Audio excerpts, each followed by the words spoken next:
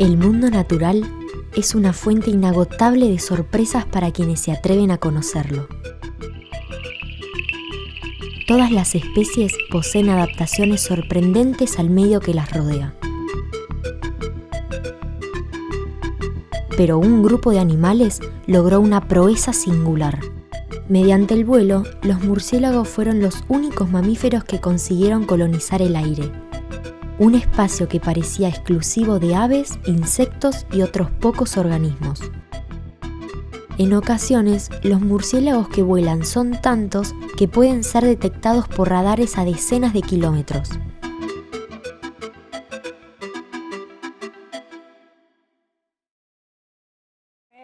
¿Dónde podemos poner la regla para medir la población? Hace una década que las biólogas Sabrina Villalba y Verónica Damino se dedican a estudiar murciélagos. Ahora van en busca de una colonia ubicada en las sierras de Córdoba. Su trabajo incluye el seguimiento periódico de la colonia y la captura de ejemplares. Esto es algo común en sus rutinas. Sin embargo, la colonia que están a punto de visitar no tiene nada de común. Desde el año 2012 que venimos trabajando en este sitio dentro de una vieja cementera, la cementera Hércules, donde nos encontramos con 5 túneles que están en la actualidad en desuso y han constituido sitios apropiados para refugiar a distintas especies de murciélagos, entre ellos una gran colonia de Tadaria brasiliensis, o murciélagos cola de ratón, como se los conoce normalmente. ¿Cuánto dura ahora la salida, no? Si han llegado las crías, yo calculo que va a ser más. Creada a principios del siglo XX, la cementera Hércules era parte de un complejo industrial ubicado en la región de La Calera, a unos 20 kilómetros al norte de la ciudad de Córdoba. La cantera sigue en actividad bajo el manejo de otra empresa. Sin embargo, aún perduran construcciones que formaron parte de la vieja infraestructura, como varios túneles para el ferrocarril interno de la cementera. Uno de ellos sirve de refugio para la colonia que buscan las biólogas. Poniéndome con tiempo antes. Para mí. Tengo arroz. Ahora Sabrina y Verónica se preparan para hacer algo extraordinario. Están a punto de entrar en el túnel que sirve de hogar a una de las colonias de murciélagos más grandes de Sudamérica.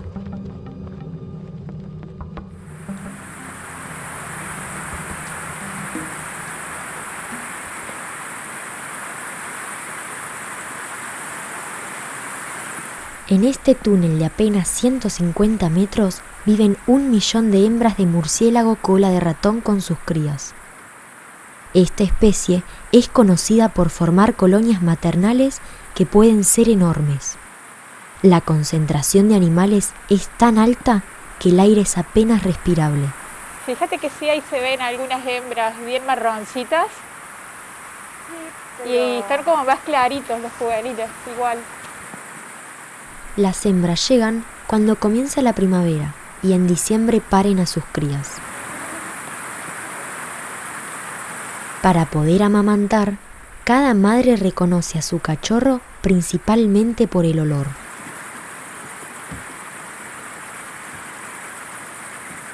A lo largo de 4 meses, las crías crecen, se cubren de pelo y aprenden a volar y cazar. Entre abril y mayo, madres y crías inician una migración hacia el norte para pasar el invierno. Se estima que viajan unos 1.500 kilómetros.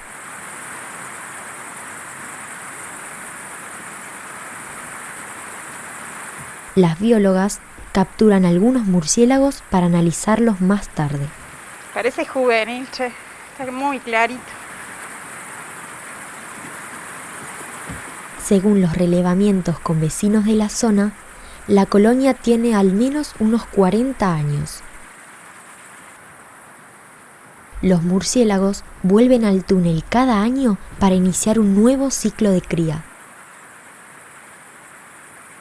Esto indica una fuerte fidelidad al refugio por parte de las hembras. Lo utilizan muchísimo, pasan toda su vida dentro del refugio, salen solamente a alimentarse y a tomar agua obviamente, pero el refugio es básico para los murciélagos. Y que el refugio mantenga sus condiciones naturales de cómo ellos lo pueden percibir y de qué manera lo pueden necesitar es súper necesario. Digamos, a cualquier alteración en el refugio eso cambia completamente la fidelidad de estas especies, de las especies de murciélagos en general, y eso hace que justamente la conservación del área donde está ese refugio para la conservación es súper importante. Que se mantengan las condiciones del refugio es fundamental para la conservación de la colonia.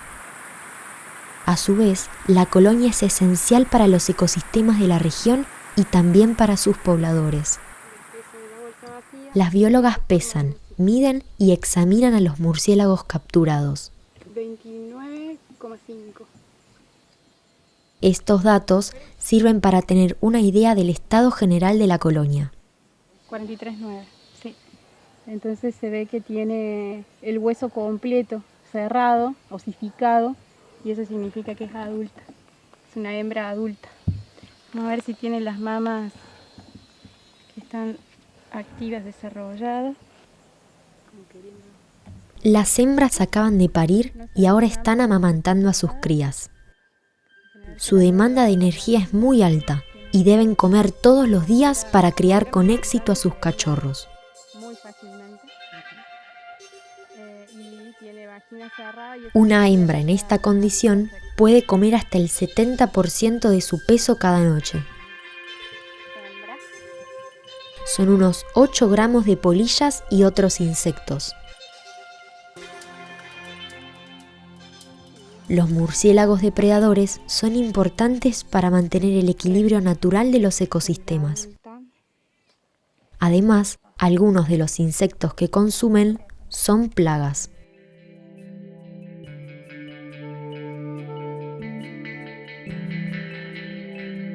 Al caer el sol, los murciélagos comienzan a salir del túnel para alimentarse. En esta imagen puede verse el flujo constante de animales. La colonia tarda más de 1 hora en abandonar el túnel. Cada noche, 1 millón de murciélagos salen en busca de polillas y otros insectos. Si cada animal consume 8 gramos por noche, lo que consume toda la colonia es enorme. Una colonia de 1 millón, como esta por ejemplo, puede consumir hasta 8 toneladas de insectos por noche.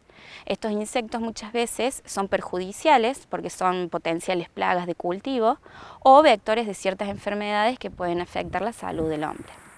Pero la colonia gigante de La Calera guarda otras sorpresas. Una concentración tan alta de murciélagos en el aire no podía pasar inadvertida. En 2015 se instaló en la Universidad Nacional de Córdoba un radar meteorológico de última generación. Estos radares se usan para detectar nubes y funcionan con un método similar al que usan los murciélagos. Durante los vuelos de alimentación, ellos emiten periódicamente sonidos de alta frecuencia. Cuando el sonido rebota en un insecto, el eco que llega al murciélago le permite determinar la posición y distancia a la que se encuentra la presa y también su tamaño. Este proceso se conoce como ecolocalización.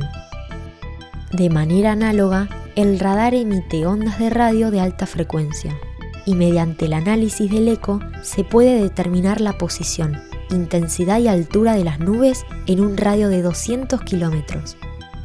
En los laboratorios de la Universidad Nacional de Córdoba se analizan sus resultados. Pensar que un radar meteorológico ve gotitas de agua líquida, pero necesita que esas gotitas tengan una determinada cantidad, una determinada densidad, ¿tá? O sea, si son pocas no lo va a ver, pero a medida que eso va aumentando, se genera la detección. O sea, básicamente depende del número de partículas y el tamaño, ¿está bien? Donde el tamaño es lo más importante. Durante las primeras pruebas de funcionamiento, el radar detectó algo que inicialmente parecía una anomalía. En diciembre de 2015 tuvimos una detección que fue un día sábado o domingo, no recuerdo, donde se vio una mancha en el cielo que no tenía referencia con respecto a la meteorología del momento. El radar detectó claramente una mancha avanzando hacia la ciudad de Córdoba. Cuando los científicos cruzaron la información con las imágenes satelitales, vieron que ese fin de semana no había nubes que justificaran lo que el radar había registrado. Pero la mancha que avanzaba sobre Córdoba estaba ahí, y su presencia era un enigma. Como el radar estaba instalado recientemente y estaba en proceso de calibración, lo primero que se te cruza en la cabeza es, bueno, ¿será alguna anomalía del instrumento? Sin embargo, el radar funcionaba perfectamente, y de hecho había detectado algo que los científicos no esperaban. A medida que pasaban las horas, el eco detectado por el radar comenzó a tener sentido. Pero después nos dimos cuenta de que ese fin de semana habíamos tenido una invasión de mariposa blanca en Córdoba. La mariposa blanca, conocida también como pirpinto, realiza migraciones estivales desde el norte hasta el centro de la Argentina. Cuando las condiciones son adecuadas, estas migraciones son enormes. Eso fue lo que sucedió en diciembre de 2015. La ciudad de Córdoba recibió la visita de una enorme migración de mariposas blancas. Empezamos a ver los horarios y coincidía mucho con el horario que había registrado el radar, esa mancha extraña que no sabíamos qué era. De ahí surgió esta primera idea de que el radar había detectado un eco biológico, no meteorológico. Esa fue la primera detección biológica que tuvimos con el radar. Posteriormente, se detectó una migración de langostas en el año 2017. Estos dos fenómenos culminaron con la publicación de un trabajo precursor en América Latina. Exactamente, claro. Entonces, inclusive acá, ahí esa sería la primera observación. Esta información llamó la atención de la bióloga Lourdes Boero, que trabaja con la colonia de murciélagos de La Calera. Lourdes supuso que si el radar podía detectar las mariposas, también podría localizar a los murciélagos en sus largas salidas nocturnas.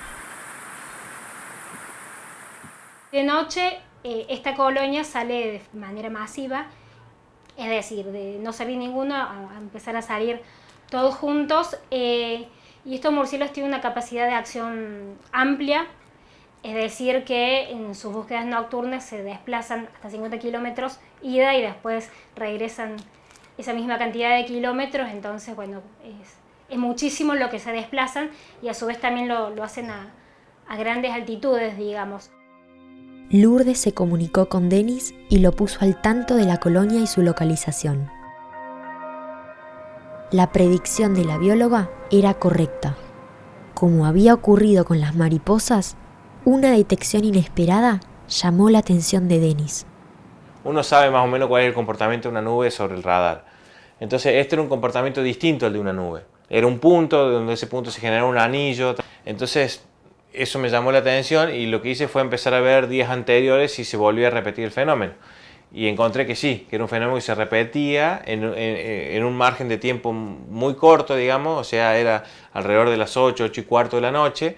Entonces dije, bueno, se me vino a la cabeza el tema de los murciélagos y fui a ver el mail y busqué la posición y era exactamente ese lugar. Entonces que el radar puede errarle en algunos minutos. A ver, el radar muchas veces pasa a modo falla por alguna causa y no hace una detección, entonces no tenemos datos, lo cual no quiere decir que no se hayan visto, ¿no?